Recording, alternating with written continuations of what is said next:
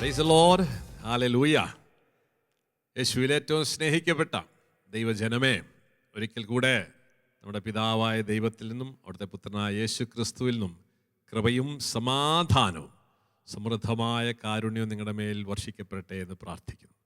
നമ്മൾ അത്ഭുതകരമായ കൃപയുടെ ഒരു സമയത്തിലാണായിരിക്കുന്നത്. പ്രത്യേകിച്ച് പരിശുദ്ധ അമ്മയുടെ അത്ഭുതകരമായ ഒരിടപെടൽ നമ്മുടെയൊക്കെ വ്യക്തിജീവിതത്തിലും കുടുംബത്തിലും പ്രധാനമായിട്ട് സഭയിലുണ്ടാകാൻ വേണ്ടി നമ്മൾ ഒന്നു ചേർന്ന് പ്രാർത്ഥിക്കണം. ലക്ഷക്കണക്കിന് മക്കൾ ഒരുമിച്ചിരുന്ന് ഒരേ ഹൃദയത്തോടെ ഒരേ വിശ്വാസത്തിൽ ഐക്യത്തോടെ യേശുവിനോട് ചേർന്ന് നമ്മൾ പ്രാർത്ഥിക്കുക, അമ്മയോട് ചേർന്ന് പ്രാർത്ഥിക്കുകയാണ്. അപ്പോൾ ഇവിടെ വലിയ അത്ഭുതങ്ങൾ നടക്കും, യാതൊരു സംശയമില്ലാത്ത കാര്യമാണ്. അപ്പോൾ കാരണം എന്ന് വെച്ചാൽ നമുക്ക് ചില സംശയങ്ങളൊക്കെ ഉണ്ടായിരിക്കാം, പക്ഷേ നമ്മൾ ആരിലൂടെയാണ് ഈ പ്രാർത്ഥന അർപ്പിക്കുന്നതാണ് അതിൻ്റെ പ്രാധാന്യം അറിയിക്കുന്നത്. ഇന്ന് നമ്മൾ മാതാവിൻ്റെ മാധ്യസ്ഥത്തിൻ്റെ വേറൊരു വശം, പ്രത്യേകിച്ച് അവളുടെ വിശ്വാസം, ഈ കാലഘട്ടങ്ങളിൽ നമ്മൾക്കുണ്ടാകേണ്ടത് ഈ പ്രാർത്ഥന നമുക്ക് ലഭിക്കുന്ന വിശ്വാസം വഴിയാണ്. അപ്പോൾ ഇന്ന് പരിശുദ്ധ അമ്മ നമ്മളോടും പറയുന്നത് നമ്മളും ഈ വിശ്വാസത്തിൽ വളരേണ്ടിയിരിക്കുന്നു. നമ്മൾക്കറിയാം, വിശ്വാസികളുടെ പിതാവ് അബ്രാഹത്തെയാണ് നമ്മൾ വിശ്വാസികളുടെ പിതാവ് എന്നൊക്കെ നമ്മൾ വിളിക്കണം. എന്തുകൊണ്ടാണ് അബ്രാഹത്തെ വിശ്വാസികളുടെ പിതാവ് എന്ന് വിളിക്കുന്നതിൻ്റെ അടിസ്ഥാന കാരണം, അബ്രാഹം ദൈവത്തിൻ്റെ വചനം കേട്ട് ദൈവം പറഞ്ഞതനുസരിച്ച് തൻ്റെ ജീവിതത്തിൽ അനുസരിച്ചൊരു വ്യക്തിയാണ്. ആ അനുസരണം ഊറിൽ നിന്ന് തൻ്റെ കുടുംബത്തെ, വീട്ടുകാരെയും ചർച്ചക്കാരെയും വിട്ട് ഇറങ്ങുമ്പോൾ തൊട്ട് അവസാനം തൻ്റെ പ്രിയ മകനെ ബലിയർപ്പിക്കുന്നത് വരെ അബ്രാഹം ആ വിശ്വാസം കാത്തു സൂക്ഷിച്ചെന്ന് പറയാം. ദൈവം അബ്രാഹത്തോട് പറയുന്നുണ്ട്, നീ നിൻ്റെ ഏക മകനെ പോലും എനിക്ക് ബലിയർപ്പിക്കാൻ തക്കവിധം നീ എന്നെ സ്നേഹിച്ചു. ആയതിനാൽ അബ്രാഹമേ, നിന്നെ ഞാൻ അനുഗ്രഹിക്കും. അപ്പോൾ അബ്രാഹം ഇന്ന് നമ്മൾക്കെല്ലാം വിശ്വാസത്തിൻ്റെ പിതാവായിരിക്കുകയാണ്. എന്താ അതിൻ്റെ അടിസ്ഥാന കാരണം? അബ്രാഹത്തിൻ്റെ ദൈവത്തിലുള്ള വിശ്വാസമാണ്. ദൈവത്തെ അബ്രാഹം സ്നേഹിച്ചിരുന്നു എന്നത് ശരിയാണ്, പക്ഷേ അതിൻ്റെ അപ്പുറത്തേക്ക് അബ്രാഹത്തിൻ്റെ വിശ്വാസത്തിൻ്റെ ഘടകം എന്ന് പറയുന്നത് ദൈവത്തിലുള്ള വിശ്വാസമാണ്. എന്ത് വിശ്വാസം? ഇത് നമ്മളൊന്ന് മനസ്സിലാക്കുക. എന്തിനാണ് ഞാൻ പറഞ്ഞത് വെച്ചാൽ, അബ്രാഹത്തിൻ്റെ വിശ്വാസം എന്താണെന്ന് നമ്മൾ പഠിച്ചു കഴിഞ്ഞാൽ മറിയത്തിൻ്റെ വിശ്വാസത്തിൻ്റെ മഹാത്മ്യം നമുക്ക് മനസ്സിലാക്കാൻ പറ്റുള്ളൂ. അബ്രാഹത്തിൻ്റെ വിശ്വാസത്തിൻ്റെ മഹാത്മ്യത്തെക്കുറിച്ച് നമ്മൾ ഹെബ്രായ ലേഖനത്തിൽ ഇങ്ങനെയാണ് വായിക്കുക. 11-ാമത്തെ അധ്യായം വിശ്വാസത്തെക്കുറിച്ച് പല കാര്യങ്ങളോട് പറയുന്നുണ്ട്. അതിൽ ഒന്ന് നമുക്കറിയാം, അബ്രാഹം ഒരു മകനെ സ്വന്തമാക്കുന്നുണ്ട്. തനക്ക് 100 വയസ്സായ പ്രായമായെന്നും തൻ്റെ ഭാര്യ സാറ വന്ധ്യയാണെന്ന് അറിഞ്ഞിട്ടും അബ്രാഹം ദൈവത്തിൻ്റെ വാഗ്ദാനത്തിനെതിരായി ചിന്തിച്ചില്ല, പ്രവർത്തിച്ചില്ല, അതിനെ ഒരിക്കലും സംശയിച്ചില്ല. റോമാലേഖനം 4 പറയണം, അവൻ സ്തുതികളാൽ ആ വിശ്വാസത്തിൽ, ദൈവസ്തുതികളാൽ ആ വിശ്വാസത്തിൽ ഉറച്ചു നിന്നു. അങ്ങനെ അബ്രാഹം ഒരു പുത്രനെ സ്വന്തമാക്കി, ദൈവത്തിൻ്റെ വാഗ്ദാനം സ്വന്തമാക്കിയവരാണ്. ഇതുപോലെ തന്നെ സാറായെക്കുറിച്ചും പറയുന്നുണ്ട്. സാറായെക്കുറിച്ച് ഇങ്ങനെയാ പറയാം, 11:11, തന്നോട് വാഗ്ദാനം ചെയ്തവൻ വിശ്വസ്തനാണെന്ന് വിചാരിച്ചതുകൊണ്ട് പ്രായം കവിഞ്ഞിട്ടും സാറ വിശ്വാസം മൂലം ഗർഭധാരണത്തിന് വേണ്ട ശക്തി പ്രാപിച്ചു. ഇവിടെയൊക്കെ ഈ കാലഘട്ടങ്ങളിലൊക്കെ നമുക്ക് വേണ്ടത് ഈ വിശ്വാസമാണ് കേട്ടോ. കാരണം എന്ത് വിശ്വാസം? ഇവിടേക്കുള്ള വിശ്വാസം എന്താ? ഇന്ന് നമ്മൾ, പ്രത്യേകിച്ച് ഇന്ന് നമ്മുടെ സഭയിലും നമ്മുടെ ആധ്യാത്മികതയിലേക്കുള്ളൊരു വിശ്വാസം എന്ന് പറയുന്നത് നമ്മൾ ഈ കണ്ട് വിശ്വസിക്കുന്നവരാണ്. ഞാനൊരു പരീക്ഷയ്ക്ക് വേണ്ടി പ്രാർത്ഥിച്ചു, നൊവേനയെടുത്ത് പ്രാർത്ഥിച്ചു, അല്ലെങ്കിൽ ആരാധിച്ച് പ്രാർത്ഥിച്ചു, നോയമ്പെടുത്ത് പ്രാർത്ഥിച്ചു. അതിനുശേഷം എനിക്ക് എല്ലാത്തിനും നല്ല മാർക്ക് കിട്ടി. ഞാൻ പ്രൈസ് ദി ലോർഡ് പറയുന്നു, ഹല്ലേലൂയ. ഞാനൊരു വിസയ്ക്ക് വേണ്ടി പ്രാർത്ഥിച്ചു, ഒരു ധ്യാനത്തിന് പോയി, അത് കഴിഞ്ഞ് വന്നപ്പോൾ എനിക്ക് വിസ ലഭിച്ചു. Okay, very good. ഇതൊക്കെ കണ്ടപ്പോൾ നമുക്ക് വലിയ വിശ്വാസമുള്ളതായിട്ടാണ്. ഇങ്ങനെ നമ്മൾ പ്രാർത്ഥിച്ച് ഉടനെ കാര്യങ്ങൾ നടക്കുന്നത് കണ്ടിട്ടാണ് നമ്മുടെ വിശ്വാസം. ഇനി പ്രാർത്ഥിച്ചിട്ട് കാര്യമൊന്നും നടക്കുന്നില്ല, യാതൊന്നും സംഭവിക്കുന്നില്ല എന്ന് കണ്ടു കഴിഞ്ഞാൽ നമ്മുടെ വിശ്വാസമൊക്കെ പോവുകയാണ്. നമ്മുടെ പ്രാർത്ഥന ശുഷ്കിച്ചു പോകുന്നു, നമ്മൾ ഇട്ടേച്ചു പോകുന്നു, നമ്മൾ അടുത്ത പരിപാടികളിലേക്ക് കിടക്കണം, അല്ല അടുത്ത സ്ഥലം തേടി പോവാണ്. എന്നാൽ ഇവിടെയാണ് ഈ അബ്രാഹത്തിൻ്റെ സാറായുടെയൊക്കെ വിശ്വാസത്തിൻ്റെ പ്രത്യേകത. 25 വർഷം, ചില്ലറ സമയമൊന്നുമല്ല, നമ്മുടെ പോലെ 1-2 ആഴ്ചയോ ഒരു വർഷമൊന്നുമല്ല അവർ പ്രാർത്ഥിച്ചിരുന്നത്. അവർ നീണ്ട 25 വർഷം പ്രാർത്ഥിച്ചിരുന്നു. ഒരു അടയാളവും ഇല്ല, ഒരു ലക്ഷണമില്ല. അതാ ശരീരത്തിലോ മനസ്സിലോ സാഹചര്യങ്ങളിലോ ഒരു കുഞ്ഞുണ്ടാകാൻ പോകുന്ന യാതൊരു ലക്ഷണവും ഈ 25 വർഷം ഉണ്ടായിട്ടില്ല. ഇതാണ് വിശ്വാസം. എന്നിട്ടും അവർ ദൈവത്തിൻ്റെ വാഗ്ദാനത്തിൽ വിശ്വസിച്ചു. ഇതാണ് അബ്രാഹത്തിൻ്റെ സാറാഴേക്ക് വിശ്വാസം. ഈ വിശ്വാസത്തിലേക്ക് ഈ കാലഘട്ടങ്ങളിൽ നമ്മൾ വരണം. ഇതാണ് ദൈവത്തിൽ ആശ്രയിക്കുക എന്നൊക്കെ പറയുന്നതിൻ്റെ അർത്ഥം, പ്രിയമുള്ളവരെ. അതെങ്ങനെയാ? പ്രതിസന്ധികളും പ്രയാസങ്ങളും വരുമ്പോഴാണ് നമ്മൾ വിശ്വാസത്തിൽ വളരുന്നത്. പ്രതിസന്ധികളും പ്രതികൂലങ്ങളും ദൈവം നമ്മുടെ ജീവിതത്തിൽ, സഭയിൽ അനുവദിക്കുന്നത് എന്തിനാ?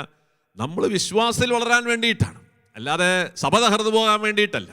വിശ്വാസികൾ അടുത്ത തലത്തിൽ, വിശ്വാസത്തിനടുത്ത തലത്തിലേക്ക് നമ്മൾ വളരണം. വിശുദ്ധ കൊച്ചു ത്രേസ്യയ്ക്ക് ഇതിന് ഏറ്റവും വലിയ എക്സാമ്പിളാണ്. എൻ്റെ ജീവിതത്തിൻ്റെ മുൻപിൽ വലിയ കാർമേഘങ്ങൾ, ഇരുണ്ട കാർമേഘങ്ങൾ, പ്രതിസന്ധികളുടെയും പ്രതികൂലങ്ങളുടെയും കാർമേഘങ്ങൾ ഇരുണ്ട് വരാറുണ്ട്. അത് വരുമ്പോഴൊന്നും ഞാൻ അസ്വസ്ഥപ്പെടാറൊന്നുമില്ല.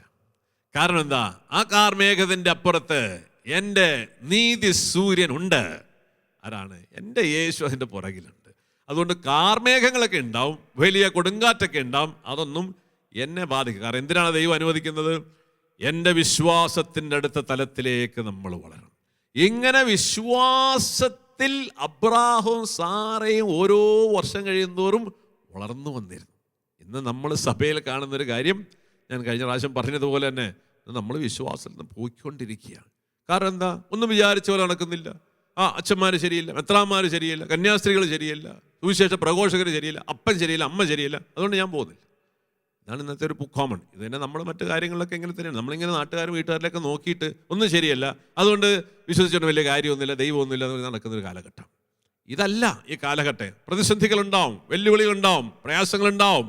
എന്തിനാണ് ദൈവം അത് അനുവദിക്കുന്നത്? വെറുതെയല്ല. തമ്പുരാൻ കർത്താവ് അറിയാതെ ഈ ഭൂമിയിൽ ഒരില പോലും കൊഴിയുന്നില്ല. നമ്മുടെ തലയിൽ നിന്ന് ഒരു തലമുടി നാര് പോലും താഴെ വീഴുന്നില്ല. ദൈവവചനമാണ്. എങ്കിൽ ദൈവം എന്തിനത് അനുവദിക്കുന്നു? ഒറ്റ ഉദ്ദേശമുള്ളൂ, നമ്മളെക്കുറിച്ചുള്ള ദൈവത്തിൻ്റെ പദ്ധതിയിലേക്ക് നമ്മൾ കടന്നു വരുവാനും ആ പദ്ധതി കടന്നു വരുന്നുള്ള വിശ്വാസത്തിൽ നമ്മൾ അടിയുറയ്ക്കാനും വേണ്ടിയിട്ടാണ്. അത്രയുള്ള അതിനകത്തെ കാരണം. ഇതാണ് നമ്മൾ അബ്രാഹത്തിലും സാറയിലൊക്കെ പഠിക്കണം. അബ്രാഹത്തിൻ്റെ അബ്രാഹത്തെ നമ്മൾ വിശ്വാസികളുടെ പിതാവ് എന്നൊക്കെ വിളിക്കുന്നതിൻ്റെ അടിസ്ഥാന കാരണം ഇതൊന്നും അല്ല. ഇതിനപ്പുറത്തേക്ക് 11-ാമത്തെ അധ്യായം ഹെബ്രായ ലേഖനം 11:17 പറയണം.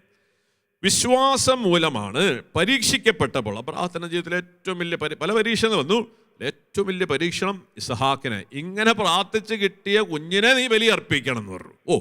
അത് വല്ലാത്തൊരു പരീക്ഷണം. അങ്ങനെ പരീക്ഷിക്കപ്പെട്ടപ്പോൾ അബ്രാഹാം ഇസഹാക്കിനെ സമർപ്പിച്ചത്. വിശ്വാസം മൂലമാണ് പരീക്ഷിക്കപ്പെട്ടപ്പോൾ അബ്രാഹാം ഇസഹാക്കിനെ സമർപ്പിച്ചത്. ഇസഹാക്കിലൂടെ നിന്റെ സന്തതി വിളിക്കപ്പെടും എന്ന വാഗ്ദാനം സ്വീകരിച്ചിരുന്നിട്ടും അവൻ തൻ്റെ ഏകപുത്രനെ ബലിയർപ്പിക്കാൻ ഒരുങ്ങി. മരിച്ചവരിൽ നിന്ന് മനുഷ്യനെ ഉയർപ്പിക്കാൻ പോലും ദൈവത്തിന് കഴിയുമെന്ന് അവൻ വിചാരിച്ചു. അതുകൊണ്ട് ആലങ്കാരികമായി പറഞ്ഞാൽ ഇസഹാക്കിനെ അവന് തിരിച്ചു കിട്ടി. തൻ്റെ മകനെ ബലിയർപ്പിക്കുന്ന ചാരത്തിൽ നിന്നുപോലും ഇവനെക്കുറിച്ചുള്ള ദൈവത്തിൻ്റെ പദ്ധതികളും വാഗ്ദാനങ്ങളും ദൈവത്തിന് നിറവേറ്റുവാൻ സാധിക്കുമെന്ന് വിശ്വസിച്ചുകൊണ്ടാണ് അബ്രാഹാം ഇസ്ഹാക്കിൻ്റെ മേൽ കത്തി വന്നത്. അല്ലാതെ ദൈവം തമ്പുരാൻ ചതിച്ചു. അയാൾ അവിശ്വസ്തനാണ്. അയാൾ പല വാഗ്ദാനങ്ങളൊക്കെ പറയും, പക്ഷേ കാര്യത്തോടെടുക്കുമ്പോൾ അങ്ങേര് മാറ്റിപ്പറയും. ഇതാര് പറഞ്ഞാന്നറിയോ? ഇത് നമ്മുടെ ആദ്യത്തെ ഹൗവ പറഞ്ഞ വാക്കാണ്. അവർക്ക് ദൈവത്തിൽ വിശ്വാസം ഉണ്ടായില്ല.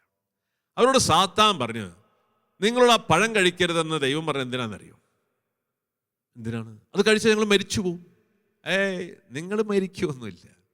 അത് നിങ്ങൾ ദൈവത്തെ പോലെ ആകുന്നത് ദൈവത്തിന് ഇഷ്ടമല്ല. അവരൊരു അസൂയുള്ള മനുഷ്യനാണ്. അപ്പം ദൈവത്തെ അവർ അവിശ്വസിച്ചു. വെറും ഒരു പഴത്തിൻ്റെ കാര്യം പറഞ്ഞ് വാക്ക് കേട്ട് അവർ അവിശ്വസിക്കുകയാണ്. അബ്രാഹത്തിന് വേണമെങ്കിൽ ഇങ്ങനെ അവിശ്വസിക്കാമായിരുന്നു. ദൈവത്തെ വിശ്വസിക്കാൻ കൊള്ളില്ല. കാരണം നിന്റെ സന്തതിയിലൂടെ ലോകത്തെ ജനതകളൊക്കെ അനുഗ്രഹിക്കപ്പെടും, നിനക്കൊരു പുത്രൻ ഉണ്ടാകുന്നൊക്കെ പറഞ്ഞിട്ട് ശേഷം പുത്രൻ വളർന്നു വരുമ്പോൾ തന്നെ അവനെ കൊല്ലാൻ പറയും. എന്ത് തോന്നിയവാസമാണ്, അല്ലെങ്കിൽ ഇതിനകത്തൊക്കെ ഒരു ശരികേടില്ലേ എന്നൊക്കെ അബ്രാഹത്തിന് ചിന്തിക്കാമായിരുന്നു. പക്ഷെ അബ്രാഹാം അങ്ങനെ ചിന്തിച്ചില്ല. അബ്രാഹാം ഒരിക്കലും ദൈവത്തിൽ അവിശ്വസിച്ചില്ല. ഇന്ന് നമ്മുടെ ജീവിതത്തിലും സഭയിലും ഇതുപോലെയൊക്കെ ചില കാര്യങ്ങൾ നടക്കുമ്പോൾ നമ്മൾ വിചാരിക്കും ദൈവം നമ്പരെ ഇട്ടു പോയോ, ഇങ്ങേര് നമ്മളെയൊക്കെ ഉപേക്ഷിച്ചോ എന്നൊരു ചോദ്യം വരാം. കാരണം അത് സാത്താൻ സ്വാഭാവികമായിട്ട് നമ്മുടെ ഉള്ളിൽ കൊണ്ടുവരും. ഈ ചോദ്യത്തിന് മുമ്പിൽ അനേകം മനുഷ്യർ വീണു പോകുന്നുണ്ട്. സഭ എന്നും പ്രതിസന്ധിയിലൂടെ കടന്നു പോയിട്ടുള്ളവളാണ്. അവൾ ഇതിനേക്കാൾ വലിയ പ്രതിസന്ധിയിലൂടെ കടന്നുപോയിട്ട് തരണം ചെയ്തതാണ്. നമ്മളിതിനോർത്തൊന്നും ആകുലപ്പെടേണ്ട കാര്യമൊന്നുമില്ല. അപ്പം അതുകൊണ്ട് ഇന്ന് നമ്മളിതൊക്കെ ഇപ്പം തന്നെ തീർക്കണം എന്നുള്ളൊരു വാശിക്കാണ്. ആര് തീർക്കാൻ? അതൊക്കെ ദൈവത്തിൻ്റെ സമയത്തിൻ്റെ പൂർണ്ണതയിൽ അവൻ തീർത്തുകൊള്ളും. പക്ഷേ നമ്മുടെ വിശ്വാസത്തിൽ ഇടറരുത്. അപ്പോൾ ഈ പ്രതിസന്ധി വന്നു കഴിഞ്ഞപ്പോൾ അബ്രാഹത്തിന് വേണമെങ്കിൽ സ്വാഭാവികമായി ഇന്ന് നമ്മൾ അതിലുള്ള ആൾക്ക് ദൈവം ഇങ്ങനെ എല്ലാം വിട്ട് കളഞ്ഞ് ഇനി ദൈവമൊന്നുമില്ല, സഭയൊക്കെ തീരാറായി, ഇതൊക്കെ പണി തീരാറായി എന്നൊക്കെ നമുക്ക് ചിന്തിക്കാം. പക്ഷേ അബ്രാഹാം അങ്ങനെ ചിന്തിച്ചില്ല.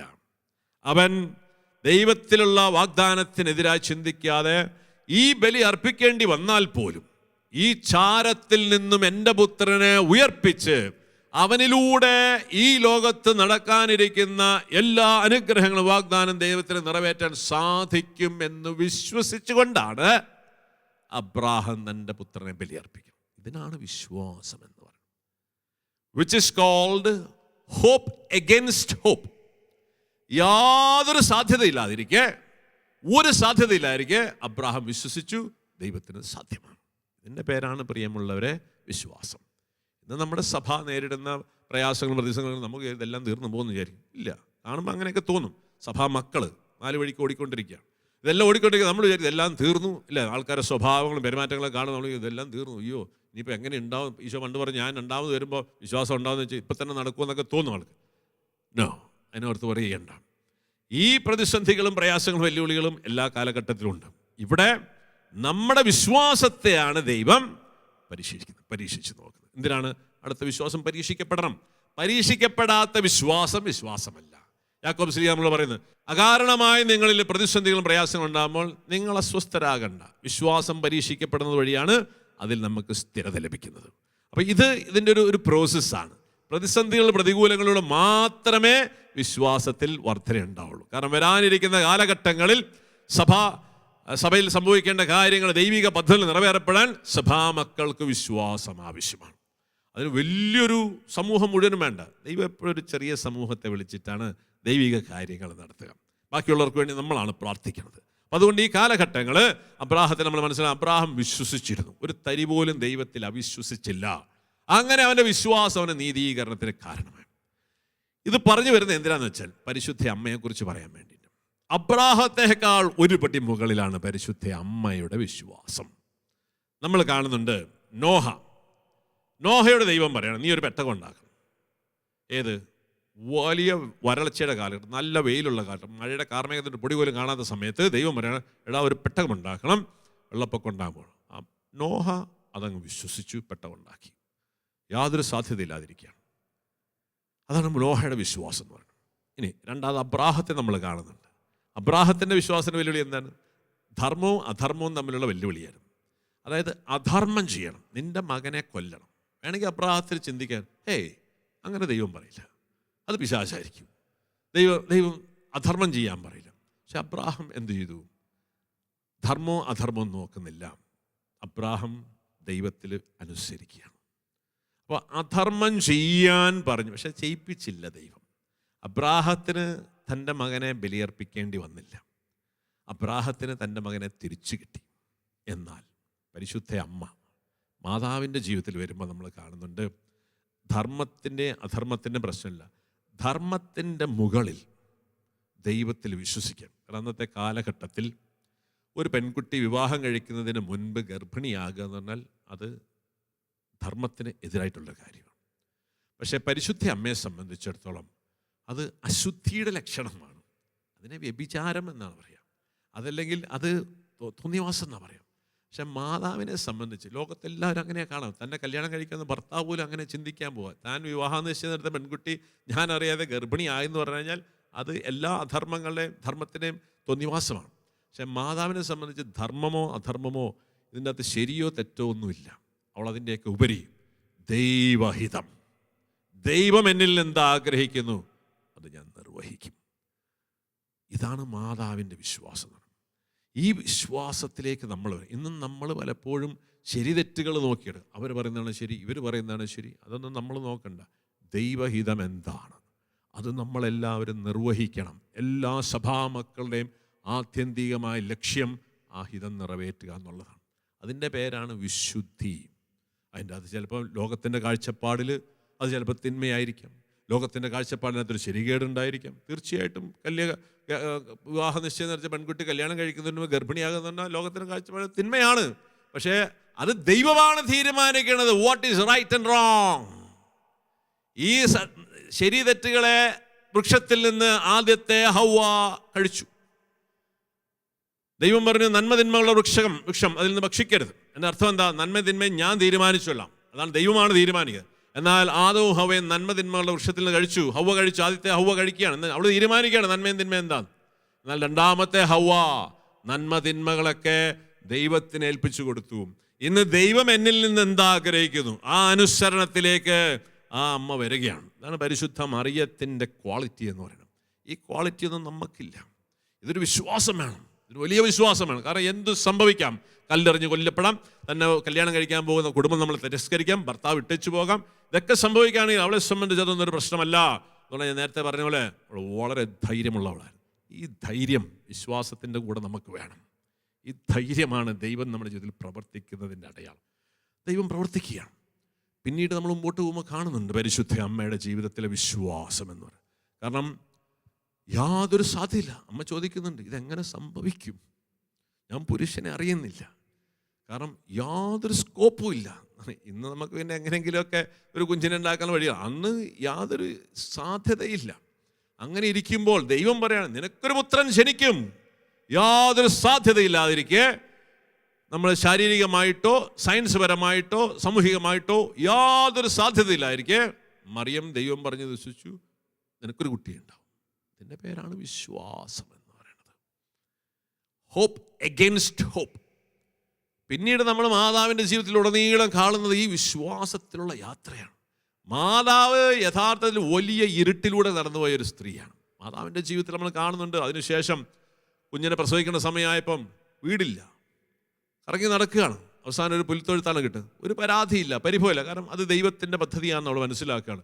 എൻ്റെ ഉദരത്തിലുള്ള ദൈവമാണെന്ന് അപ്പോൾ അവൾ വിശ്വസിച്ചിരുന്നു. നമ്മളൊക്കെ പണ്ടേ വിചാരിച്ചാണ് ഇത് ചുമ്മാ ഡ്യൂപ്ലിക്കേറ്റ് സാധനമാണ്. കാരണം ഡ്യൂപ്ലിക്കേറ്റ് സാധനം തന്നിട്ട് നമുക്ക് ഒരു മുറി പോലും തരാൻ ദൈവത്തിന് പറ്റില്ല. ഇതെങ്ങനെ ദൈവമാകുന്നൊക്കെയാണ് വേണമെങ്കിൽ ചിന്തിക്കാം. ഹവ്വയൊക്കെ ഇങ്ങനെ 100 ചിന്ത ചിന്തിച്ചതിൻ്റെ ഫലമായിട്ടാണ് ദൈവത്തിൽ അവിശ്വസിച്ച് ദൈവ പ്രമാണം ലംഘിച്ചു പോയത്. എന്നാൽ രണ്ടാമത്തെ ഹവ്വ, പുതിയ ഹവ്വ, അവൾ എല്ലാ പ്രതിസന്ധികളും പ്രതികൂലങ്ങളിലും ഉറച്ചു വിശ്വസിച്ചിരുന്നു.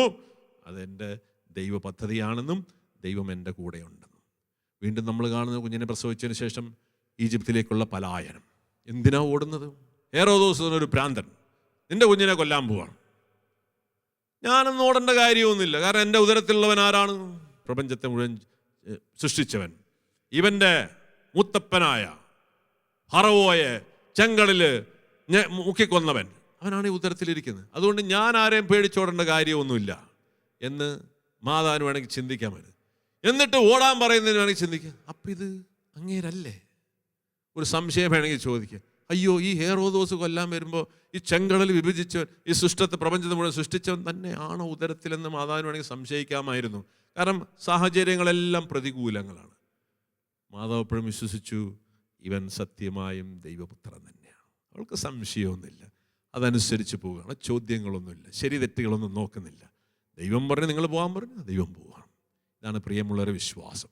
12-ാം വയസ്സിൽ ആ മകനെ നഷ്ടപ്പെടുകയാണ്. അവൾ ആകെ ആകുലപ്പെടുകയാണ്. ആകുലപ്പെട്ട് 3-ാം ദിവസം കണ്ടെത്തുകയാണ്.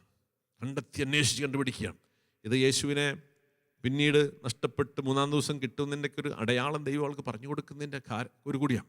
അപ്പം ഇങ്ങനെ മാതാവിൻ്റെ ജീവിതം നമ്മൾ നോക്കിയാൽ നമ്മൾ വിചാരിക്കരുത് മാതാവ് ഇങ്ങനെ യേശുവിൻ്റെ അമ്മയായതുകൊണ്ട് ഒത്തിരി പ്രിവിലേജസ് ഒക്കെ ഉള്ളൊരു സ്ത്രീയാണ്. നമ്മൾക്കൊക്കെ അങ്ങനെയാണ് വേണ്ടല്ലേ. ഞാനൊരു ക്രിസ്ത്യാനിയാണ്, ഞാനൊരു ധ്യാനം കൂടിയ ആളാണ്, ഞാൻ ഇത്ര വർഷമായി ധ്യാനത്തിൽ നിൽക്കുന്നു, ഞാൻ പ്രാർത്ഥിച്ച് നിൽക്കുന്നു, ഞാൻ ശുശ്രൂഷ ചെയ്യുന്നു, അതുകൊണ്ട് എൻ്റെ ജീവിതത്തിൽ എല്ലാം ഇങ്ങനെ മണി പോലെ നടക്കണം. നമ്മുടെയൊക്കെ ഒരു ആഗ്രഹമാണ് അല്ലേ. അതുകൊണ്ട് മാതാവ് ഇങ്ങനെ വീട്ടിൽ ഈശോയ്ക്ക് ദാഹിക്കുമ്പോൾ വെള്ളം ജ്യൂസാക്കി അല്ലെങ്കിൽ ബിസ്ക്കറ്റ് ഉണ്ടാക്കി കൊടുത്ത് അല്ലെങ്കിൽ ചപ്പാത്തി ഉണ്ടാക്കി കൊടുക്കുന്ന ഒരു മാജിക്കൊന്നും നടക്കുന്നില്ലായിരുന്നു. മാതാവിൻ്റെ ജീവിതം ഒരു സാധാരണ സ്ത്രീയുടെ പോലെ എല്ലാ ക്ലേശങ്ങളും കഷ്ടപ്പാടുകളും നിറഞ്ഞതായിരുന്നു. അവൾ ഒരിക്കലും തൻ്റെ ദൈവമാതാവ് എന്ന ആ സ്ഥാനം തൻ്റെ വ്യക്തി ജീവിതത്തിലെ സുഖസന്തോഷങ്ങൾക്ക് വേണ്ടി ഉപയോഗിച്ചിരുന്നില്ല. ഇന്ന് പ്രത്യേകിച്ച് ആത്മീയ ശുശ്രൂഷകൾ ചെയ്യുന്നവർ വളരെയധികം ശ്രദ്ധിക്കേണ്ട ഒരു കാര്യമാണ്. നമ്മൾക്ക് ദൈവം തന്നിരിക്കുന്ന കൃപാദാനങ്ങൾ നമ്മുടെ വ്യക്തിപരമായ നേട്ടങ്ങൾക്കും സുഖങ്ങൾക്കും വേണ്ടി ഉപയോഗിക്കരുത്. ഇതാണ് പരിശുദ്ധ മറിയത്തിനോടുള്ള ഭക്തി എന്ന് പറയുന്നത്. മറിയത്തിനോടുള്ള ഭക്തി, പ്രിയമുള്ളവരെ, ഒരു കയ്യിൽ കൊന്തയും മറ്റേ കയ്യിൽ 4 കൊന്തയും കഴുത്തിൽ 3 കൊണ്ടിട്ട് നടക്കുന്നൊന്നുമല്ല. മറിയത്തോടുള്ള ഭക്തി അവളെ അനുകരിക്കുക എന്നതാണ്. ഇന്ന് സഭാമക്കൾക്ക് വേണ്ടത് ഇതാണ്. ഇന്ന് നമ്മുടെ അധികാരങ്ങൾ, സ്ഥാനമാനങ്ങൾ, കൃപാവരദാനങ്ങൾ ഇതൊക്കെ എൻ്റെ ഇഷ്ടങ്ങളും താല്പര്യങ്ങളും നിറവേറ്റിയെടുക്കുവാൻ വേണ്ടി ഉപയോഗിക്കുന്ന വലിയ ഒരു ദുരവസ്ഥയിലാണ് ഇന്ന് സഭ ആയിരിക്കുന്നത്. അതാണ് സഭയുടെ അടിത്തറ ഇളകുന്നതിൻ്റെ അടിസ്ഥാന കാരണങ്ങൾ. ഇതെല്ലാം ദൈവം തന്ന ദാനമാണെന്നും ഇതൊന്നും വ്യക്തികാര്യങ്ങൾക്ക്, സുഖങ്ങൾക്ക്, നേട്ടങ്ങൾക്ക് ഉപയോഗിക്കാൻ പാടില്ല എന്ന വലിയ സന്ദേശം പരിശുദ്ധ അമ്മ തരുന്നുണ്ട്. ഒരിക്കൽ പോലും തൻ്റെ മകൻ ഇത്രമാത്രം അത്ഭുത പ്രവർത്തികൾ ചെയ്ത് നടക്കുന്ന ഒരു മകൻ മാതാവിനോട് എപ്പോഴും മുമ്പിൽ നിൽക്കുക, അവൻ്റെ അമ്മയാണ് ഞാൻ, ആദ്യം എനിക്കൊരു കസേര ഇട്ടിട്ട് കാര്യം നടക്കുള്ളൂ ഇല്ലേ. ഇന്ന് നമ്മളൊക്കെ ഇങ്ങനെ ഫ്ലെക്സും പോസ്റ്ററൊക്കെ അടിച്ച് ഞാൻ മഹാ അത്ഭുതങ്ങൾ നടത്തുന്നവൻ, എനിക്കിത്രയും ഫോളോവേഴ്സ് ഉണ്ട്, എനിക്കിത്രയും ലൈക്കുകളുണ്ട്, എനിക്കിത്രയും ആൾക്കാർ, ഇതൊക്കെ കാണിക്കുകയാണ്. പ്രിയമുള്ളവരെ, പരിശുദ്ധ അമ്മ, അവളിൽ പരിശുദ്ധ ത്രിത്വം വസിച്ചിരുന്നു. യൗസേപ്പിതാവിന് പോലും അത് മനസ്സിലായിട്ടില്ല. ഈ ലോകത്തൊരു മനുഷ്യന് മനസ്സിലായിട്ടില്ല അവളിൽ പരിശുദ്ധ ത്രിത്വം ഉണ്ടായിരുന്നുള്ള കാര്യം. അത്രമാത്രം ദൈവിക സാന്നിധ്യം നിറഞ്ഞവളായിരുന്നു. അവളെ ഞൊടിച്ചിടുന്നെങ്കിൽ ഈ പ്രപഞ്ചം മുഴുവൻ മാറിപ്പോത്തക്കിൽ അത്ഭുത വരപ്രസാദമുള്ളൊരു സ്ത്രീയായിരുന്നു. പക്ഷേ ഐ ഡൗട്ട് ഈവൻ അവളുടെ ഭർത്താവ് ഔസേപ്പിന് പോലും അത് അറിഞ്ഞിരുന്നില്ല. അനേക നാളുകൾക്ക് ശേഷം ഇന്നാണ് മറിയത്തിൻ്റെ വിശുദ്ധിയും വൈഭവവും പ്രാധാന്യവും കൃപകളെക്കുറിച്ചൊക്കെ ഇന്ന് നമ്മൾ പഠിച്ചു വരുന്നത്. അത്രമാത്രം അവൾ നിശബ്ദയായിരുന്നു. ഇന്ന് നമ്മളിങ്ങനെ അധികാരവും സ്ഥാനവും എന്തെങ്കിലും വരങ്ങളൊക്കെ കിട്ടിയാൽ അതൊക്കെ നാട്ടുകാരെ, ലോകത്തെ കാണിച്ച് കയ്യടി മേടിച്ച് അതിൽ കൂടി എന്തെങ്കിലും സമ്പാദിക്കാമെങ്കിൽ സമ്പാദിച്ച്, അല്ലെങ്കിൽ അതിൻ്റെ സ്ഥാനമാനം കിട്ടാൻ വേണ്ടി നടക്കുകയാണ്. This is anti Catholic spirituality. It can be a Protestant spirituality, but this is not what Mary has taught us. This is not Catholic spirituality. അതുകൊണ്ട് ഈ കാലഘട്ടങ്ങളിൽ കത്തോലിക്ക സ്പിരിച്വാലിറ്റി നമ്മൾ വളരെ വ്യക്തമായി പഠിച്ചിട്ടില്ലെങ്കിൽ നമ്മളെല്ലാം പിശാച് എടുത്തിട്ട് അടിക്കാൻ സാധ്യതയുണ്ട്. അപ്പോൾ ഇത് പറഞ്ഞു വരുന്നത് എന്തിനാന്ന് വെച്ച് കഴിഞ്ഞാൽ, മാതാവിൻ്റെ ജീവിതത്തിൽ ഈ അത്ഭുതങ്ങൾ, അടയാളങ്ങളൊന്നുമില്ല. ഒരത്ഭുതവും നടക്കുന്നില്ല. 12-ാം വയസ്സിൽ മകനെ കാണാണ്ട് അന്ന് ആ ദിവ്യശക്തി ഉപയോഗിച്ച്, ദർശന വരം ഉപയോഗിച്ച് എവിടെ ഉണ്ടെന്ന് നോക്കാമായിരുന്നു. നമ്മളൊക്കെ ഇങ്ങനെ വരങ്ങൾ ഉപയോഗിക്കുകയല്ലേ അല്ലേ? നമ്മുടെ കാര്യങ്ങളും എവിടെ പോകാൻ വിസ കിട്ടുമോ, ഇന്ന സ്ഥലം നടക്കുമോ, ഇന്ന കല്യാണം നടക്കും, ഇന്ന ജോലിക്ക് പോകണം, നമ്മളിതൊക്കെ ഉപയോഗിച്ചുകൊണ്ടിരിക്കുകയാണ്. മാതാവിന് അങ്ങനെ ഒരു ഉപയോഗമില്ല. മകനെ കാണാതെ പോയി സ്വാഭാവികമായിട്ട് അമ്മ നടക്കുന്ന പോലെ നടന്ന് തപ്പി 3-ാം ദിവസം കണ്ടെത്തി. ആ യാത്ര എന്നും ഇരുട്ടിലൂടെയുള്ള യാത്രയായിരുന്നു. അവിടെ വെളിച്ചമില്ല, അവിടെ വിശ്വാസത്തിൻ്റെ തരിമ്പില്ല. എന്നും തൻ്റെ കൂടെയുള്ളവൻ ദൈവമായിരുന്നു അവൾ വിശ്വസിച്ചിരുന്നു. കാരണം അതിനുള്ള അടയാളങ്ങൾ ഒരു സ്ഥലത്തും ഉണ്ടായിരുന്നില്ല. പക്ഷേ ഈ അടയാളങ്ങൾ ഇല്ലാതിരിക്കുമ്പോഴും അമ്മ വിശ്വസിച്ചിരുന്നു, ഇവൻ എൻ്റെ പുത്രൻ തന്നെയാണ്. ഈജിപ്തിലേക്കുള്ള യാത്ര നമുക്കറിയാം. ആ 600 കിലോമീറ്റർ നടക്കുമ്പോൾ യാതൊരു സൗകര്യങ്ങളും ഇല്ല. അപ്പോഴും അവൾ വിശ്വസിച്ചിരുന്നു തൻ്റെ മുലപ്പാല് കുടിക്കുന്നവൻ ഈ സൃഷ്ടപ്രപഞ്ചത്തിൻ്റെ കർത്താവ് തന്നെയായിരുന്നു എന്നവൾക്ക് വിശ്വാസമുണ്ട്. കാരണം അവൻ ദൈവമായിരുന്നതിൻ്റെ യാതൊരു അടയാളങ്ങളുമില്ല. എന്നാൽ പോകുന്ന വഴിക്ക് ഒരു അന്ന് കാറൊന്നുമില്ല. വേണമെങ്കിൽ മാതാവിന്, ഈശോയ്ക്ക് ഒരു കാറൊക്കെ മാനേജ് ചെയ്യാവുന്ന കാര്യമുള്ളൂ അല്ലേ? അങ്ങനെ ഒരു സ്പെഷ്യൽ ആരും അറിയുന്നില്ല അവരെങ്ങനെ പോകുന്നു. അങ്ങനെയൊന്നും കൊടുക്കുന്നില്ല. യാതൊരു സൗകര്യങ്ങളില്ല, ഇവൻ ദൈവമാണെന്നുള്ള യാതൊരു അടയാളങ്ങളും ഇല്ലായിരുന്നു. എല്ലാം പ്രതികൂലങ്ങൾ. ഇവിടെയാണ് പരിശുദ്ധ അമ്മയുടെ വിശ്വാസത്തെ നമ്മൾ മനസ്സിലാക്കണം. ഈ വിശ്വാസം ഈ കാലഘട്ടങ്ങളിൽ നമുക്കുണ്ടാകണം. അതാണ് അമ്മ നമ്മളോട് പറയുന്നത്.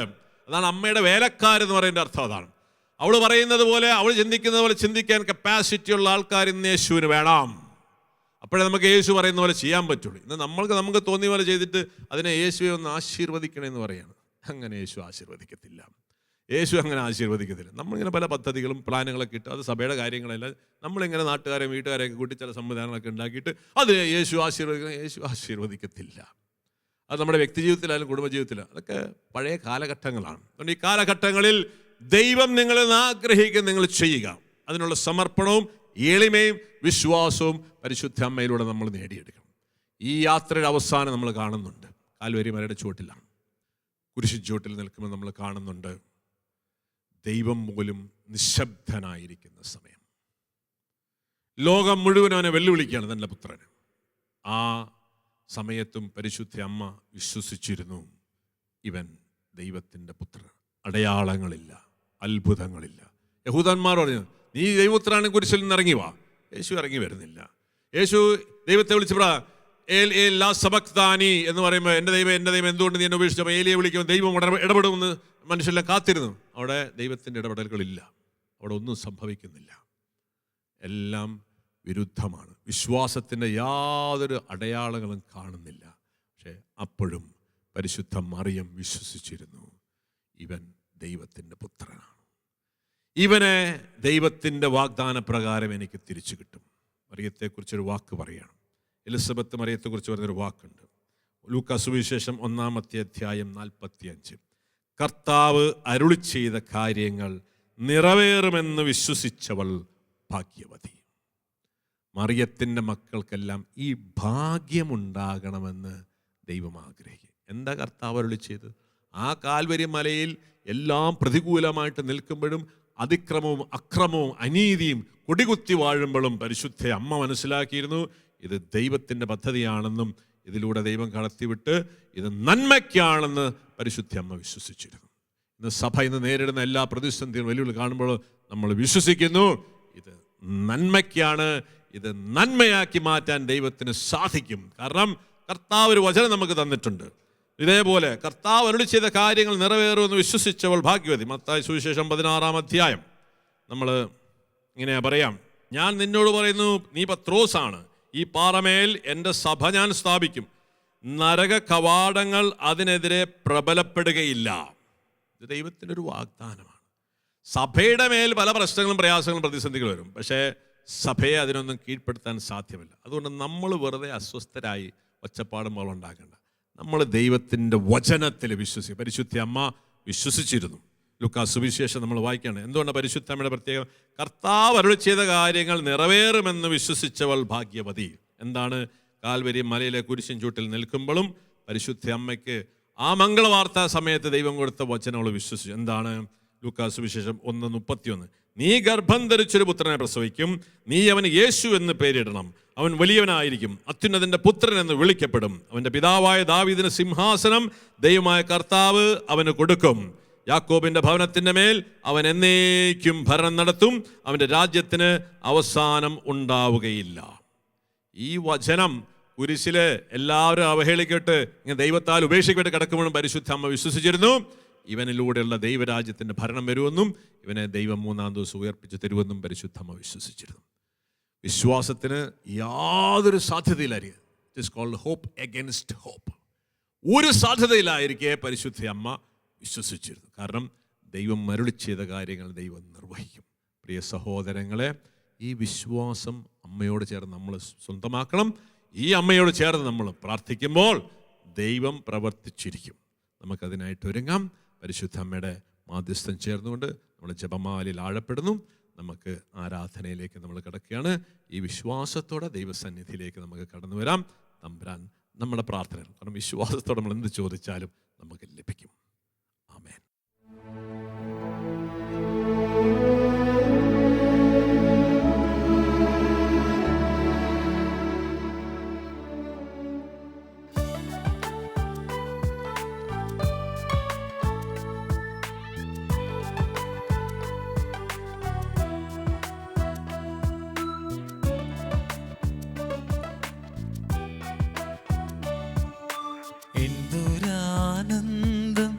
എന്തൊരാനന്ദം അമ്മ മേരിയൊപ്പം ആരാധിക്കുമ്പോൾ, എന്തൊരാനന്ദം എന്തൊരാനന്ദം അമ്മ മേരിയൊപ്പം ആരാധിക്കുമ്പോൾ, എന്തൊരാനന്ദം എന്തൊരാനന്ദം അമ്മ മേരിയൊപ്പം ആരാധിക്കുമ്പോൾ, എന്തൊരാനന്ദം എന്തൊരാനന്ദം അമ്മ മേരിയൊപ്പം ആരാധിക്കുമ്പോൾ.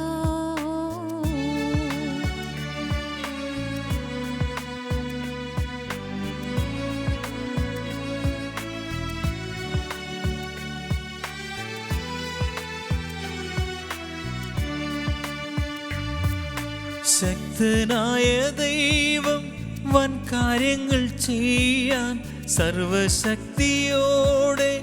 എഴുന്നേൽക്കയാ. ശക്തനായ ദൈവം വൻ കാര്യങ്ങൾ ചെയ്യാൻ സർവശക്തിയോടെ എഴുന്നേൽക്കയാൽ. എന്തൊരാനന്ദം എന്തൊരാനന്ദം അമ്മ മേരിയൊപ്പം ആരാധിക്കുമ്പോൾ. എന്തൊരാനന്ദം എന്തൊരാനന്ദം അമ്മ മേരിയൊപ്പം ആരാധിക്കുമ്പോൾ.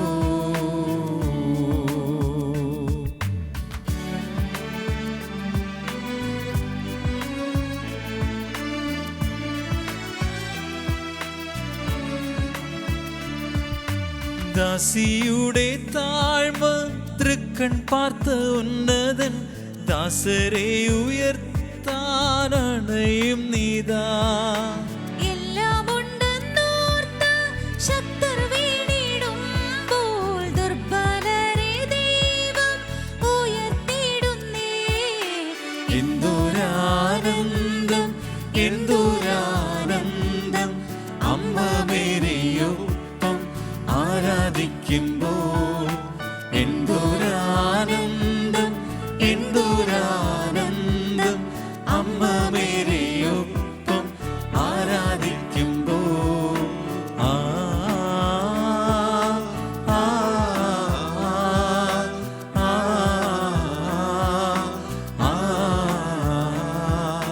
ആ ആ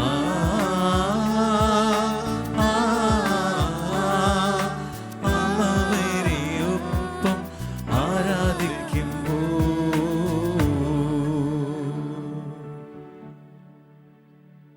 പരിശുദ്ധ പരമദിവികാരുണ്യത്തിന് എന്നേരവും ആരാധനയും സ്തുതിയും പുകഴ്ചയും ഉണ്ടായിരിക്കട്ടെ. എല്ലാ സ്തുതികൾക്കും യോഗ്യമായ പരിശുദ്ധ പരമദിവികാരുണ്യത്തിന് എന്നേരവും ആരാധനയും സ്തുതിയും പുകഴ്ചയും ഉണ്ടായിരിക്കട്ടെ. നമ്മളെ നിരന്തരം നയിച്ചുകൊണ്ടിരിക്കുന്ന പരിശുദ്ധ പരമദിവികാരുണ്യത്തിന് എന്നേരവും ആരാധനയും സ്തുതിയും പുകഴ്ചയും ഉണ്ടായിരിക്കട്ടെ. സ്നേഹമുള്ളവരെ, ഒരിക്കൽ കൂടി നമ്മൾ തമ്പുരാന്റെ സന്നിധിയിലായിരിക്കുക. വിശുദ്ധ ജോൺ ഓഫ് ദ ക്രോസ്, ക്രൂശിൻ്റെ യോഹന്നാൻ നമ്മളോട് പറയുന്നുണ്ട്, എപ്പോഴൊക്കെ നമ്മൾ ദൈവസന്നിധിയിലേക്ക് വരുന്നോ അപ്പോഴൊക്കെ നമ്മൾ വലിയ പ്രത്യാശയോടെ വരണം എന്നാണ് പറയുന്നത്. Come with great expectations. ഒരുപക്ഷെ ഇന്ന് നമ്മൾ പ്രാർത്ഥിക്കുമ്പോഴും പ്രാർത്ഥനാ വിഷയങ്ങളൊക്കെ പല പ്രയാസങ്ങളും ഞെരുക്കങ്ങളും പ്രതിസന്ധികളും പല ആവശ്യങ്ങളുടെ നടുവിലായിരിക്കാം നമ്മൾ ഇന്ന് ദൈവസന്നിധിയിലായിരിക്കുന്നത്. വ്യക്തിപരമായും നമ്മുടെ സമൂഹപരമായിട്ടും സഭാപരമായിട്ടൊക്കെ പല ആവശ്യങ്ങൾ നമ്മുടെ മുമ്പിലുണ്ടായിരിക്കും. നമ്മുടെയൊക്കെ പുറകിൽ ചില വേദനകളുടെയും നഷ്ടങ്ങളുടെയും തകർച്ചകളുടെയും പരാജയങ്ങളുടെയും അസ്വസ്ഥതകൾ നിൽക്കുന്നുണ്ടായിരിക്കാം. എങ്കിലും സർവശക്തനായ സർവാധിപനായ അനന്തകാരുണ്യവനായ ദൈവത്തിൻ്റെ സന്നിധിയിലേക്ക് കടന്നു വരുമ്പോൾ നമ്മൾ എപ്പോഴും വലിയ പ്രത്യാശയോടെ ആയിരിക്കാനാണ് ദൈവം ആഗ്രഹിക്കുന്നത്. പ്രതിസന്ധികളും പ്രയാസങ്ങളും വെല്ലുവിളികളും കണ്ട് നമ്മൾ ഭയപ്പെടരുത്. പഴയ നിയമത്തിൽ അരുതുകളുടെ കുറേ കൽപ്പനകൾ ദൈവം നമുക്ക് തന്നിട്ടുണ്ട്. മോഷ്ടിക്കരുത്, കൊല്ലരുത്, വ്യഭിചാരം ചെയ്യരുത്, അന്യദൈവങ്ങളെ ആരാധിക്കരുത്, നുണ പറയരുത്, ഇങ്ങനെ പോകുന്നു അരുതുകൾ. എന്നാൽ പുതിയ നിയമത്തിലേക്ക് വരുമ്പോൾ ഈ അരുതുകൾ അവിടെ ഇല്ല. കാരണം സ്വർഗത്തിൻ്റെയും ഭൂമിയുടെയും അധിപൻ ഇന്ന് നമ്മുടെ കൂടെയുണ്ട്. അവിടത്തേക്ക് ഇന്ന് 3 അരുതുകൾ നമ്മളോട് പറയാനുണ്ട്. 3 കാര്യങ്ങൾ നിങ്ങൾ ഇനി ചെയ്യരുത്, ചിന്തിക്കരുത്. 1, നിങ്ങൾ ഭയപ്പെടരുത്.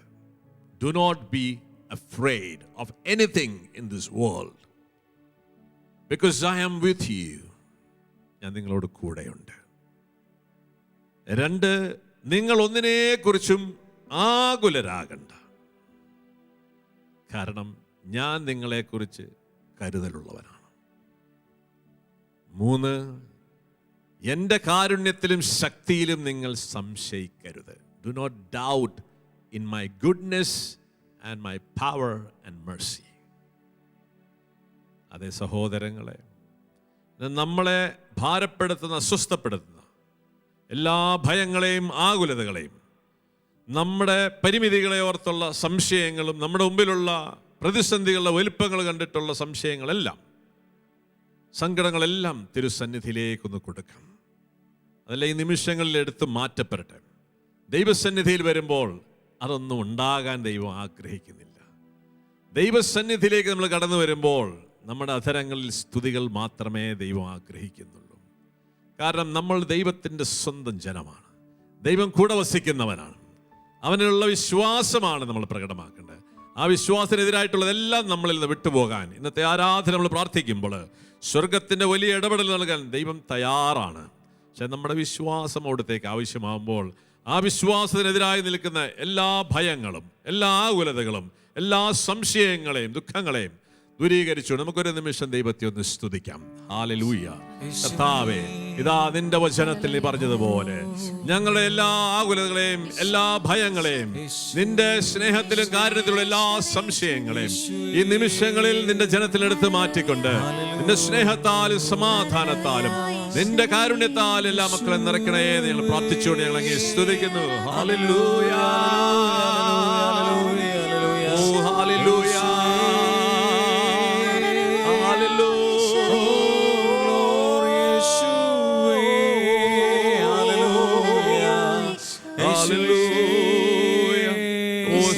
പിതാവേ, സർവാധിപനായ കർത്താവേ, സർവശക്തനെ, സർവജ്ഞനെ, സൗഖ്യദായകനെ, പരമപരിശുദ്ധനെ, ഞങ്ങൾ അങ്ങേ സ്തുതിക്കുന്നു, ആരാധിക്കുന്നു. അങ്ങയുടെ നാമത്തെ ഞങ്ങൾ മഹത്വപ്പെടുത്തുന്നു.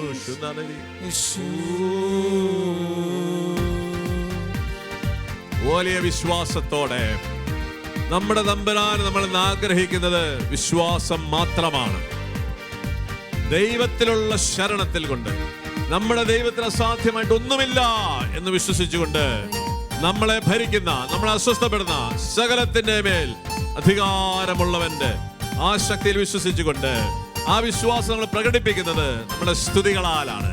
ഇന്ന് നമ്മുടെ വ്യക്തി ജീവിതത്തിലെ, കുടുംബജീവിതത്തില്, നമ്മുടെ സഭാ ജീവിതത്തിൽ, സമൂഹത്തിലുള്ള എല്ലാ തിന്മകളെയും, വലിയ കൊടുങ്കാറ്റുകളെയും, വലിയ ഭൂമികുലുക്കങ്ങളെയും, ഇങ്ങനെയുള്ള എല്ലാ പ്രശ്നങ്ങളെയും നോക്കി നമ്മൾ ഭയപ്പെടുന്നില്ല. സങ്കീർത്തനം പറഞ്ഞതുപോലെ സമുദ്രം ഇളകി വന്നാലും, മലകള് ഇടിഞ്ഞു പൊളിഞ്ഞ് താഴെ വീണാലും, ഒരു സൈന്യം ഞങ്ങൾക്കെതിരെ വന്നാലും ഞങ്ങൾ ഭയം അറിയുന്നില്ല. കാരണം നീ ഞങ്ങളുടെ കൂടെയുണ്ട്. ആ വലിയ വിശ്വാസത്തോടെ നമ്മുടെ മുമ്പിൽ എല്ലാ പ്രതിസന്ധികളെ സമർപ്പിച്ച് നമുക്ക് അതിന്റെ മേൽ നമുക്ക് വിജയം തരുന്ന കർത്താവരെ നമുക്ക് സ്തുതിക്കാം. യഹോവ തന്നെ ദൈവമെന്നറിവിൻ, അവൻ നമ്മെ മെനഞ്ഞുവല്ലോ. യഹോവ തന്നെ ദൈവമെന്നറിവിൻ, അവൻ നമ്മെ മെനഞ്ഞുവല്ലോ. അവൻ നമുക്കുള്ളവൻ, നാം അവനുള്ളവർ, അവനെ സ്തുതിച്ചിടുവിൻ. അവൻ നമുക്കുള്ളവൻ, നാം അവനുള്ളവർ, അവനെ സ്തുതിച്ചിടുവിൻ. അവൻ നല്ലവനല്ലോ, ദയ എന്നുമുള്ളവൻ, അവൻ വല്ലഭനല്ലോ, സ്തുതി എന്നും അവൻ. അവൻ നല്ലവനല്ലോ, ദയ എന്നുമുള്ളവൻ, അവൻ വല്ലഭനല്ലോ, സ്തുതി എന്നും അവന്.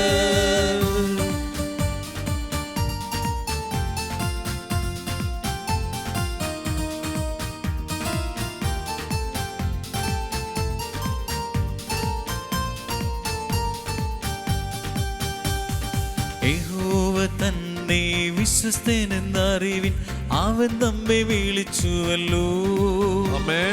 യഹോവ തന്നെ വിശ്വസ്തനെന്നറിവിൻ, അവൻ നമ്മെ വിളിച്ചുവല്ലോ.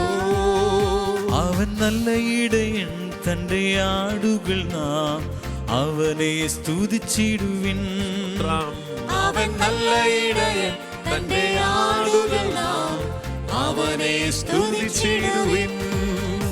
അവൻ നല്ലവനല്ലോ, ദയ എന്നുമുള്ളവൻ, അവൻ വല്ലഭനല്ലോ, സ്തുതി എന്നും അവൻ. അവൻ നല്ലവനല്ലോ, ദയ എന്നുമുള്ളവൻ, അവൻ വല്ലഭനല്ലോ, സ്തുതി എന്നും അവൻ. അവൻ നല്ലവനല്ലോ, ദയ എന്നുമുള്ളവൻ, അവൻ വല്ലഭനല്ലോ, സ്തുതി എന്നും അവൻ. അവൻ നല്ലവനല്ലോ, ദയ എന്നുമുള്ളവൻ,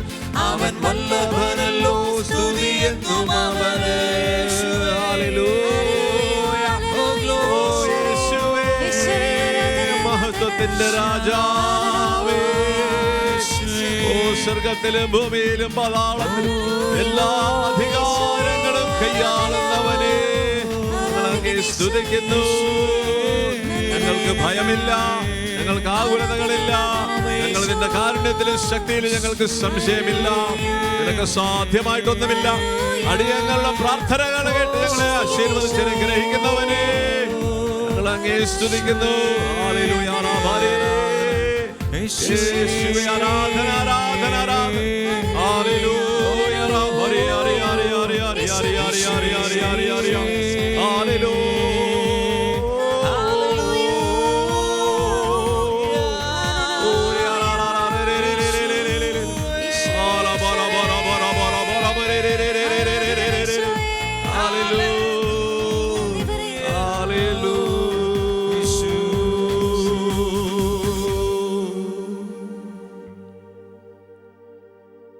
പരിശുദ്ധ അമ്മയുടെ മുൻപിൽ മാലാഖ വന്ന് വിവാഹത്തിന് മുമ്പ് ഗർഭിണിയാകണമെന്ന് പറഞ്ഞപ്പോൾ വലിയൊരു പ്രതിസന്ധി അവളുടെ മുമ്പിലുണ്ടായിരുന്നു. നമ്മൾ വിചാരിക്കുന്ന ഒരു സന്തോഷത്തിന്റെ വാർത്തയായിരുന്നില്ല അമ്മയെ സംബന്ധിച്ച്. വലിയ അസ്വസ്ഥത ഉണ്ടാക്കുന്ന ഒരു വാർത്തയായിരുന്നു. അവൾക്ക് ചിന്തിക്കാനോ മനസ്സിലാക്കാനോ ഉൾക്കൊള്ളാൻ പറ്റാത്തൊരു വലിയ രഹസ്യമാണ് മാലാഖ അവിടെ പറഞ്ഞത്.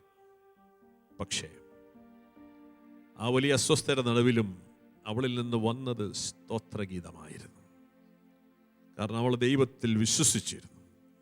ദൈവത്തിനെല്ലാം സാധ്യമാണെന്ന് വിശ്വസിച്ചു. അങ്ങനെ ആ വിശ്വാസം അവളിൽ പൂർത്തീകരിക്കുകയാണ്. അതേ വിശ്വാസം പരിശുദ്ധ അമ്മയ്ക്ക് കുരിശിൻ ചുവട്ടിൽ നിൽക്കുമ്പോഴുണ്ടായിരുന്നു. എൻ്റെ പ്രിയപുത്രൻ ബലിയർപ്പിക്കപ്പെടുമ്പോൾ, സ്വർഗം നിശബ്ദമായി നിൽക്കുമ്പോഴും, തൻ്റെ ശത്രുക്കള് അവനെ വെല്ലുവിളിക്കുമ്പോഴും അവൾക്കും അതേ വിശ്വാസമുണ്ടായിരുന്നു. എൻ്റെ ദൈവം ഇതിൻ്റെ മേലും എനിക്കും എൻ്റെ പുത്രനും വിജയം നൽകും. ഈ വിശ്വാസമാണ് മൂന്നാം ദിവസം അവൾക്ക് തൻ്റെ പ്രിയപുത്രനെ തിരിച്ചു നൽകിയത്. പ്രിയ സഹോദരങ്ങളെ, തമ്പുരാന്റെ സന്നിധിയിൽ വരുമ്പോൾ ഈ വിശ്വാസം നമുക്കും വേണം. നമ്മുടെ ചുറ്റുപാടും ഇരുട്ടും പ്രയാസങ്ങളും പ്രതിസന്ധികളും വിശ്വാസത്തിൽ, സഭയിൽ, ജീവിതത്തിൽ ഉണ്ടാവും. അത് സ്വാഭാവികമാണ്. ഒരു ക്രൈസ്തവനെ സംബന്ധിച്ച് ഇരുട്ടോ കൊടുങ്കാറ്റോ അവനെ അസ്വസ്ഥപ്പെടുത്താൻ പാടില്ല. ഈശോ പലപ്പോഴും കൊടുങ്കാറ്റിലൂടെ കടന്നു പോകുന്ന ശിഷ്യന്മാരുടെ ഭയം കണ്ടിട്ട് വലിയ സങ്കടത്തെ, നിങ്ങൾ എന്തിനു ഭയപ്പെടുന്നു? ഇന്ന് നമ്മൾ ഈ ആരാധനയായിരിക്കുമ്പോൾ നമ്മുടെ ഭാരതത്തിനും ഭാരത സഭയ്ക്കും വേണ്ടി നമ്മൾ പ്രാർത്ഥിക്കുമ്പോൾ നമ്മൾക്ക് ഭയമില്ല. കാരണം ഈ സഭയുടെ ശിരസായിരിക്കുന്നത് വേറെ ആരുമല്ല, ഈ പ്രപഞ്ചത്തിന് മുഴുവൻ ഉടയവനും കർത്താവും ദൈവമായവൻ ശിരസായിരിക്കുമ്പോൾ നമ്മൾ എന്തിനാണ് ഭയപ്പെടുന്നത്? ആ ശിരസിനെ നമ്മൾ ആരാധിക്കുന്നു. അവനിലുള്ള വിശ്വാസത്തെ നമ്മൾ ഏറ്റുപറഞ്ഞ് ആരാധിക്കുന്നു. സഭ ആദ്യ കാലഘട്ടങ്ങളിൽ വലിയ പീഡനങ്ങളിലൂടെ കടന്നു പോകുന്നത് നമ്മൾ കാണുന്നുണ്ട്. പ്രത്യേകിച്ച് പത്രോസിനെയൊക്കെ കാരാഗ്രഹത്തിലടച്ചു വലിയ പീഡനങ്ങൾ കടന്നു പോകുമ്പോൾ വിശ്വാസികൾ പ്രാർത്ഥിക്കുകയാണ്. അവരതിലേതിലൊന്നും ഓടി നടക്കുന്നില്ല. അവർക്കറിയാം അവരുടെ ദൈവം അറിയാതെ ഒന്നും സംഭവിക്കുന്നില്ല. അവൻ അനുവദിക്കുന്നതെല്ലാം നന്മയ്ക്ക് മാത്രമാണെന്ന് വിശ്വസിച്ച സമൂഹം പ്രാർത്ഥിച്ചിരുന്നു. അപ്പോസ്തല പ്രവർത്തനം 4:29 ഇങ്ങനെ അവർ പ്രാർത്ഥിക്കുകയാണ്. അതിനാൽ കർത്താവേ, അവരുടെ ഭീഷണികളെ അവിടുന്ന് ശ്രദ്ധിക്കണമേ. അവിടുത്തെ പരിശുദ്ധ ദാസനായ യേശുവിൻ്റെ നാമത്തിൽ രോഗശാന്തിയും അടയാളങ്ങളും അത്ഭുതങ്ങളും സംഭവിക്കുന്നതിനായി അവിടുത്തെ കൈകൾ നീട്ടണമേ. അവിടുത്തെ വചനം പൂർണ്ണ ധൈര്യത്തോടെ പ്രസംഗിക്കാൻ ഈ ദാസരെ അനുഗ്രഹിക്കണമേ. പ്രാർത്ഥന കഴിഞ്ഞപ്പോൾ അവർ സമ്മേളിച്ചിരുന്ന സ്ഥലം കുലുങ്ങി. അവരെല്ലാവരും പരിശുദ്ധാത്മാവിനാൽ പൂരിതരായി ദൈവവചനം ധൈര്യപൂർവം പ്രസംഗിച്ചു. ഇത് നമ്മളുടെ കടമയാണ്. ഇത് നമ്മളുടെ ഉത്തരവാദിത്തമാണ്. സഭ നിലനിൽക്കുന്നത് സുവിശേഷ പ്രഘോഷണത്തിലാണ്. അത് ലോകത്തെന്ത് സംഭവിച്ചാലും അതിൽ നമുക്ക് മാറ്റം വരുത്താൻ സാധ്യമല്ല. നമ്മുടെ ഗുരുവും കർത്താവായവൻ ഈ വെല്ലുവിളിയനുസരിച്ച് അവൻ അതിൽ നിന്ന് പിൻവാങ്ങിയില്ലെങ്കിൽ, അവൻ്റെ പ്രിയ ശിഷ്യന്മാർ പിൻവാങ്ങിയില്ലെങ്കിൽ ഇന്ന് നമ്മൾ പിൻവാങ്ങാൻ പാടില്ല. ഈ ലോകത്തിലൊന്നിനെയും നമ്മൾ ഭയപ്പെടേണ്ട കാര്യമില്ല. ശരീരത്തെ കൊല്ലുവാൻ മാത്രമേ അവർക്ക് സാധിക്കുള്ളൂ. എന്നാൽ ശരീരത്തെയും ആത്മാവിനെയും നശിപ്പിക്കാൻ കഴിവുള്ളവനെയാണ് നമ്മൾ ഭയപ്പെടുന്നത്. ഈ ഭയമില്ലാത്തത് കൊണ്ടാണ് നമ്മൾ ഈ വെട്ടിലുകളുടെ മുമ്പിൽ ഭയപ്പെട്ടു പോകുന്നത്. പ്രിയ സഹോദരങ്ങളെ, നമുക്ക് ദൈവഭയമുണ്ടാകണം. ദൈവഹിതം നമ്മൾ നിറവേറ്റവരാണ്. ആ വലിയൊരു അഭിഷേകം ഇങ്ങനെയൊക്കെ നടന്ന ശിഷ്യഗണം, അവരും മത്സര ബുദ്ധിയും തർക്കവും ബഹളമായിട്ട് നടന്ന അവരുടെ മേൽ പരിശുദ്ധാത്മ അഭിഷേകം വന്നു എന്നാ പറയാം. ഒരു ശക്തി പ്രാപിച്ചു. അവരൊരു മനസ്സോടെ, ഒരു ഐക്യത്തോടെ ഒരു ധൈര്യപൂർവ്വം യേശുവിനെ പ്രഘോഷിച്ചു. പ്രഘോഷിക്കുന്നിടത്തെല്ലാം മാനസാന്തരങ്ങളും അത്ഭുതങ്ങളും അടയാളങ്ങളും സംഭവിച്ചിരുന്നു. ഇന്നും നമുക്ക് തമ്പുരാന്റെ സന്നിധിയിൽ അതേ ബോധ്യത്തോടെ നമ്മുടെ കരങ്ങൾ ഉയർത്തി പ്രാർത്ഥിക്കാം. ആ പരിശുദ്ധാത്മ അഭിഷേകം, അന്ത്യകാല അഭിഷേകം ഈ കാലഘട്ടങ്ങളിൽ ഭയന്നിരിക്കേണ്ടവരല്ല. ഈ കാലഘട്ടം മറ്റേത് കാലഘട്ടത്തെക്കാളും ദൈവജനം, മനുഷ്യവംശത്തിന് രക്ഷ ആവശ്യമായിട്ടുള്ള കാരണം ആരിൽ നിന്ന് രക്ഷ കിട്ടുന്നറിയാതെ പലവിധ ദുരിതങ്ങൾ അനുഭവിക്കുന്ന സഭയ്ക്ക്, സമൂഹത്തിന് വേണ്ടി ഞങ്ങൾ പ്രാർത്ഥിക്കുന്നു. അങ്ങേ സന്നിധിയിൽ നിന്റെ വലതുഭുജം ഒരിക്കൽ കൂടെ നീട്ടണമേ ഞങ്ങൾ പ്രാർത്ഥിക്കുന്നു.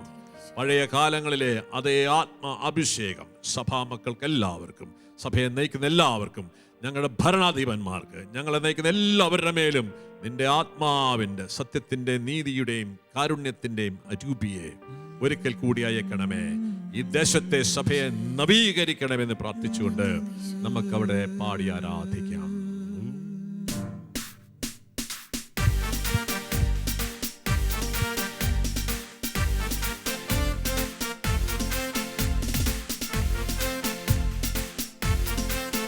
വലിയ സന്തോഷത്തോടെ, വലിയ പ്രത്യാശയോടെ വിശ്വാസം ഏറ്റുപറയും.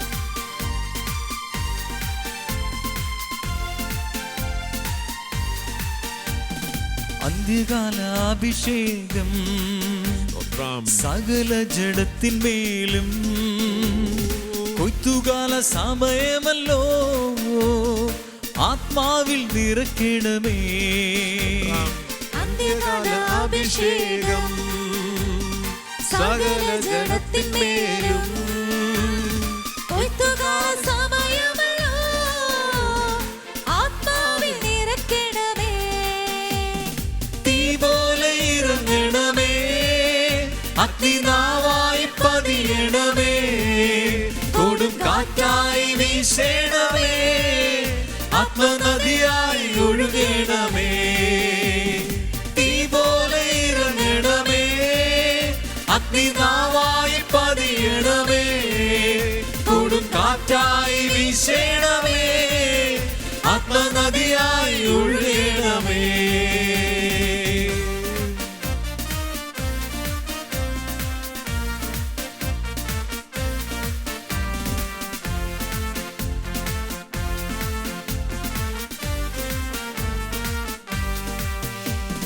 അസ്ഥിയുടെ താഴ്വരയിൽ ഒരു സൈന്യത്തെ ഞാൻ കാണുന്നു. അധികാരം പകരണമേ, ഇനി ആത്മാവിൽ പ്രവചിച്ചിടാം. അസ്ഥിയുടെ താഴ്വരയിൽ ഒരു സൈന്യത്തെ ഞാൻ കാണുന്നു. അധികാരം പകരണമേ, ഇനി ആത്മാവിൽ പ്രവചിച്ചിടാം. തീ പോലെ ഇറങ്ങണമേ, അഗ്നിനാവായി പതിയണമേ, കൊടും കാറ്റായി വീശണമേ, ആത്മനദിയായി ഒഴുകണമേ. തീ പോലെ ഇറങ്ങണമേ, അഗ്നിനാവായി പതിയണമേ, കൊടും കാറ്റായി വീശണമേ, ആത്മനദിയായി ഒഴുകണമേ. ആത്മാവിന്റെ അഭിഷേകം നൽകണമേ. നിന്റെ അരൂപിയെ, നിന്റെ വാഗ്ദാനമായ അരൂപിയെ അയക്കണമേ. ഓ അസ്ഥിയുടെ താഴ്വരയിൽ കർത്താവേ, ചിഹ്നിച്ചിരുന്ന് കിടന്ന സൈന്യത്തിന്റെ മേൽ, അസ്ഥികൾ വേർപെട്ട് കിടന്ന അസ്ഥിപഞ്ജരങ്ങളുടെ മേൽ നിന്റെ അരൂപി വന്നപ്പോൾ അവർക്ക് ജീവനുണ്ടായി, അവർക്ക് മജ്ജയുണ്ടായി, മാംസമുണ്ടായതുപോലെ ഇന്ന് പലവിധ പ്രശ്നങ്ങളാൽ മരവിച്ച് കിടക്കുന്ന, വിഭജിച്ച് കിടക്കുന്ന, ഛിന്ന ഭിന്നമായി കിടക്കുന്ന നിന്റെ ഭൗതിക ശരീരത്തിന്റെ മേൽ ഒരിക്കൽ കൂടെ നിന്റെ അഗ്നി അയക്കണമേ, നിന്റെ ശക്തി അയക്കണമേ, നിന്റെ കാരുണ്യം, നിന്റെ അഗ്നി അയച്ച് എല്ലാവരെ ഉണർത്തണമേ, നവീകരിക്കണമേ. ഓ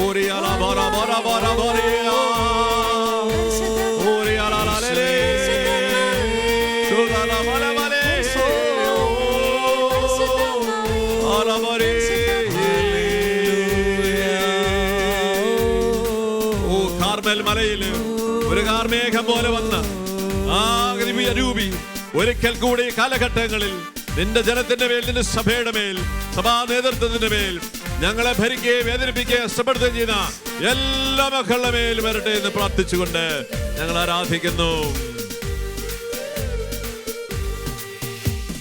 കർമ്മേലിലെ പ്രാർത്ഥനയിൽ ഒരു കൈമേഘം ഞാൻ കാണുന്നു. ആഹാബ് വിറച്ച പോലെ അഗ്നിമഴയായി പെയ്യണമേ. കർമ്മേലിലെ പ്രാർത്ഥനയിൽ ഒരു കൈമേഘം ഞാൻ കാണുന്നു. ആഹാബ് വിറച്ച പോലെ അഗ്നിമഴയായി പെയ്യണമേ. തീ പോലെ ഇറങ്ങണമേ, അഗ്നിനാവായി പതിയണമേ, കൊടുങ്കാറ്റായി വീശണമേ, ആത്മനദിയായി ഒഴുകണമേ.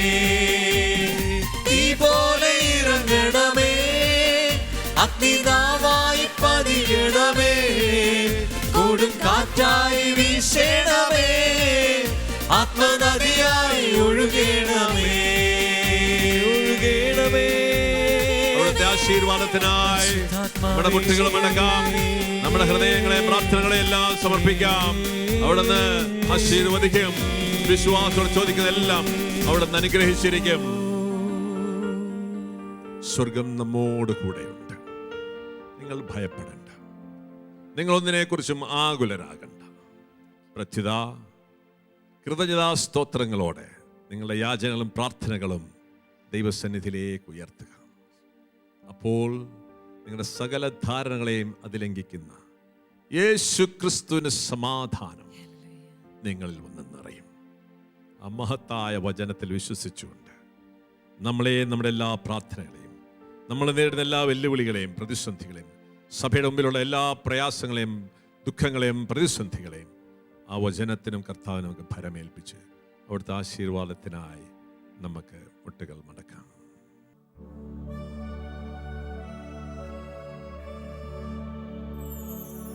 യേശു വലിയവൻ, അത്ഭുതങ്ങൾ ചെയ്യുന്നവൻ, അങ്ങെപ്പോലെ ആരുമില്ല,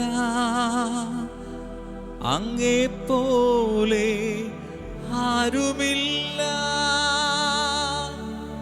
യേശു വലിയവൻ, അത്ഭുതങ്ങൾ ചെയ്യുന്നവൻ, അങ്ങെപ്പോലെ ആരുമില്ല, അങ്ങെപ്പോലെ ആരുമില്ല. യേശു വലിയവൻ, അത്ഭുതങ്ങൾ ചെയ്യുന്നവൻ, അങ്ങെപ്പോലെ ആരുമില്ല,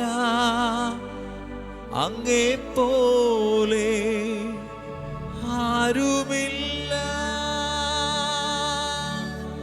അങ്ങെപ്പോലെ ആരുമില്ല.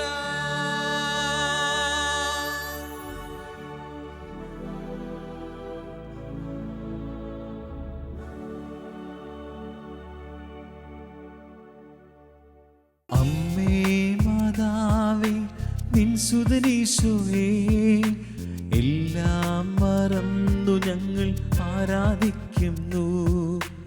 അമ്മേ മാതാവേ, നിൻ സുതനീശോയേ, എല്ലാം മറന്നു ഞങ്ങൾ ആരാധിക്കുന്നു. Hallelujah, hallelujah, hallelujah, hallelujah, hallelujah, hallelujah, hallelujah.